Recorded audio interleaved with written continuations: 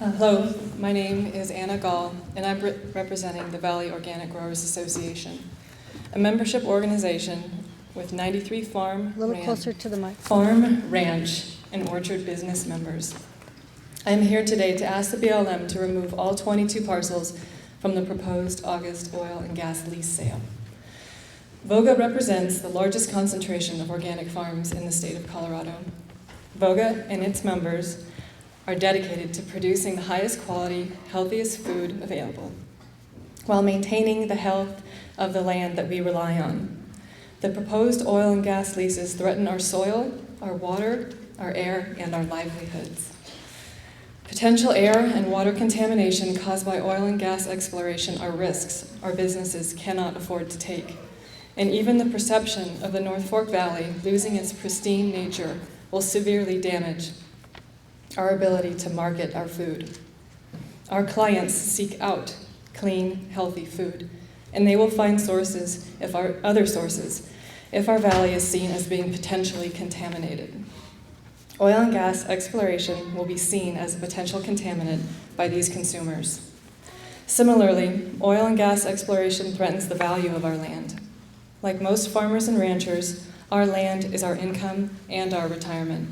We need to maintain the security of the value of our land for our future and our children's future. As VOGA members plan and invest for the upcoming farming season, we need to know that our markets will buy the crops we know we can produce. We and our customers need the assurance that our water will continue to be clean, our air will continue to be clear, and the food we produce to be pure and healthy.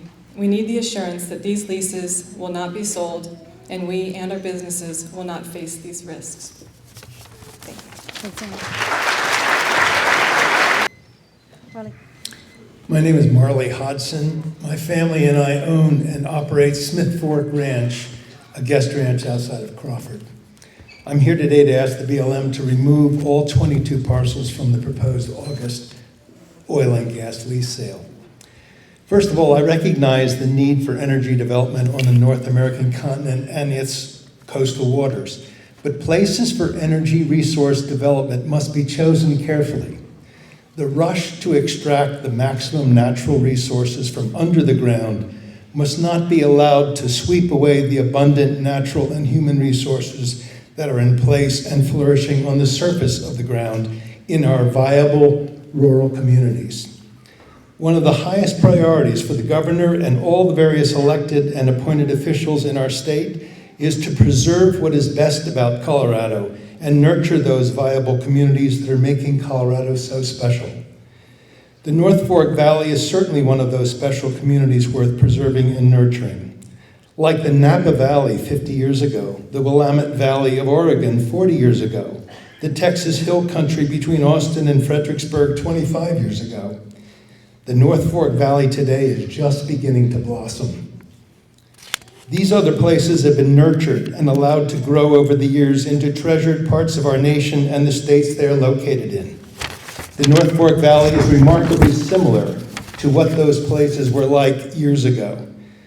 The organic farms, ranches, and orchards, the vineyards and wineries that have begun to be acknowledged as the best in the state, the artists and craftsmen who have been drawn to this valley by the bucolic setting, and the budding high-quality tourism industry that is beginning to emerge as people from Colorado's Front Range and beyond are attracted by the bounty of this beautiful place. My family and I came to Crawford 12 years ago. We fell in love with the area, bought a rundown property that used to be the old Bar X Bar Ranch, spent 2.5 years restoring the place. We renamed it Smith Fork Ranch and opened it as a high-quality guest ranch. The abundant natural resources we have, the clean, fresh air, the beautiful Smith Fork of the Gunnison with its abundant rainbow and brown trout, the rich soil that now supports an amazingly productive organic farmstead, the pristine beauty of the land with its abundant wildlife for viewing and hunting and fishing, the pure spring water that flows out of Saddle Mountain where BLM parcel 6200 is located, are all part of the beautiful place we built for people to come and visit and enjoy from every corner of America and abroad. For the past 10 years, our family's guest ranch business has supported the local community Through job creation and purchases from local tradesmen, farms, ranches, and wineries, Smith Fork Ranch pumps roughly $1 million into the local economy every single year. Thank you. Thank you, Marley. Yeah. We couldn't survive if the fracking began in our area.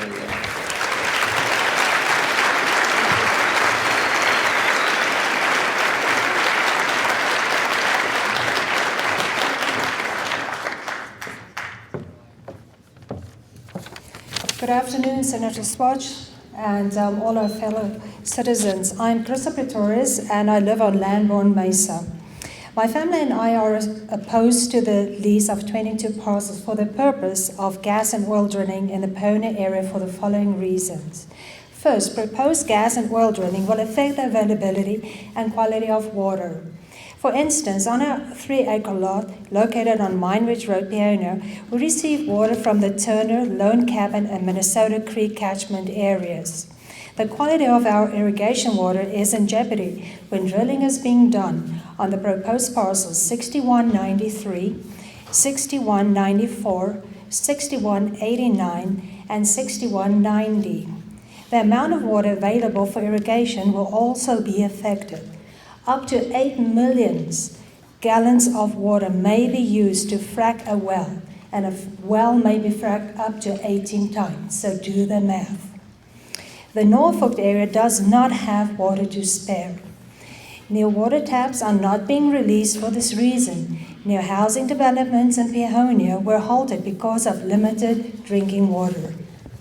Next, we tend a small organic garden to fulfill our family's needs and are in the process of starting a mushroom growing plant. This has been put on hold because of the uncertainty of irrigation water. Water quality is of utmost importance to our organic enterprises. Furthermore, our livelihood is at stake. During spring and summer, we work on an organic farm, the De Orias Farm, on Lamborn Mesa Road. Organic produce from this farm is sold locally and also at the Aspen markets and restaurants. The amount of available water will affect the amount of produce grown and then also our livelihood. Another reason for our opposition is the possibility of earthquakes in this area. Many of our neighbors and citizens work in the 3 local coal mines, and their safety while underground cannot be compromised. Last, the increase of heavy trucks on our country roads will put another financial burden on the Delta County and surrounding towns for maintaining already potholed roads. The peace and quiet of this area will be at stake too. The increase of heavy traffic will add to an increase of ground-level ozone, causing respiratory illnesses, burdening our community with more medical expenses. Given all the stated reasons, we urge you to retract the proposed parcels in the Norfolk area. You were elected and appointed to look after the common good for all the people of this area. You are our community's voice in this onslaught of the pristine BLM land for the purpose of gas and oil drilling. Thank you for your time.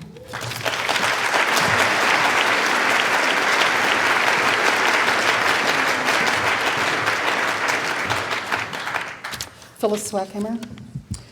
I'm here to request that the BLM withdraw all 22 parcels from the August 2012 lease sale. When my husband and I moved to Peonia 15 years ago, we lived for the first 5 years at the foot of the area called Apple Valley. The entrance to parcel 6190, which contains Jumbo Mountain, and we call the Camelbacks, was about a 2-block walk up the hill. Sometimes my husband and I walked daily on these hills when the mud allowed.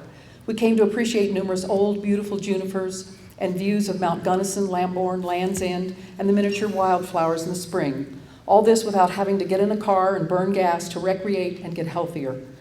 We have since bought a home about 1/3 of a mile from that entrance as a crow flies. We still enjoy hiking that area and occasionally climbing Jumbo.